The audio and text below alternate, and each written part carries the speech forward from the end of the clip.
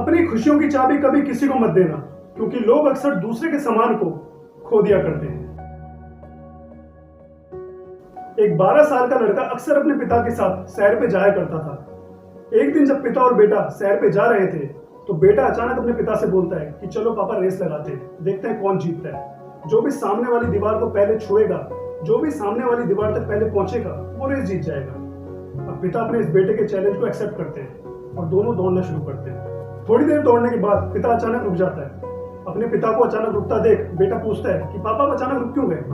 तो पिता जवाब देते हैं कि बेटा मेरे जूतों में थोड़े कंकड़ फंस गए हैं, मैं उनको निकालने के लिए रुका हूं। तो बेटा मुस्कुराता है और कहता है कि कंकड़ तो मेरे जूतों में भी फंसे हुए हैं, लेकिन मैं आपकी तरह रुकूंगा नहीं, क्योंकि अगर मैं रुक गया तो मैं रेस हार जाऊंगा। और तेजी से दौड़ना शुरू करता है। अब जब तक पिता अपने कंकड़ निकालता है जूतों से, तब तक बेटा काफी आगे बढ़ चुका होता है।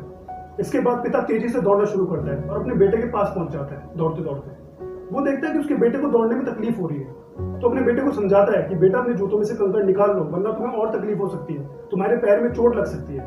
बेटा कहता है कि अगर मैं रुक गया तो मैं रेस हार जाऊंगा, मैं रुकूंगा नहीं। अब थोड़ी देर में पिता बेटे से आगे निकल जाता है। तभी पिता को अचानक आवाज आती है पीछे से कि पापा मैं और नहीं दौड़ सकता, और उसका बेटा वहीं जमीन पर बैठ जाता है। अपने बेटे की इस हालत को देख के पिता पीछे की तरफ मुड़ता है और अपने बेटे के पास जाता है।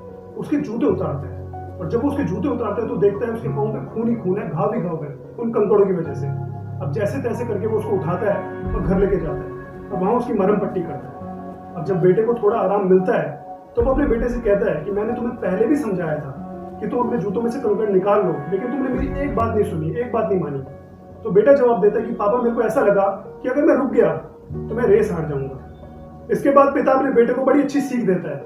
वो कहता है कि बेटा जब हमारी लाइफ में प्रॉब्लम आती है, मुश्किलें आती हैं, तो वो इन्हीं कंकड़ों की तरह बहुत छोटी छोटी होती हैं, लेकिन हम उनको नजरअंदाज कर देते हैं, हम उनको इग्नोर कर देते हैं, और वो प्रॉब्लम बाद में इतनी बड़ी हो जाती है कि उनका सॉल्यूशन निकालना, उनका समाधान निकालना हमारे लिए पॉसिबल नहीं होता। क्योंकि अगर तुम जूतों में से कंकड़ पहले ही निकाल लेते तो तुम्हें महज 1 से 2 मिनट का समय लगता, लेकिन अब तुम्हें ये दर्द कम से कम 2 से 3 हफ्ते सहना पड़ेगा।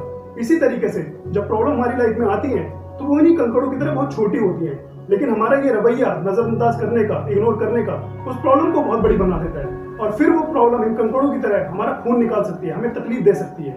तो इसलिए जब लाइफ में प्रॉब्लम आए तो उसका सॉल्यूशन उसी वक्त निकालिए, उसका समाधान उसी वक्त निकालिए, उसको इतना बड़ा मत होने दीजिए कि वो आपको तकलीफ दे।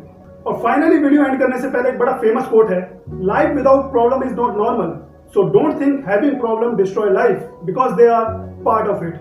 जिंदगी है तो समस्याएं तो रहेंगी, जब तक जिंदगी है तब तक समस्याएं हैं, तब तक मुश्किलें हैं। इसलिए ये मत सोचो कि आपकी लाइफ में मुश्किल आ रही है तो आपकी जिंदगी बर्बाद है।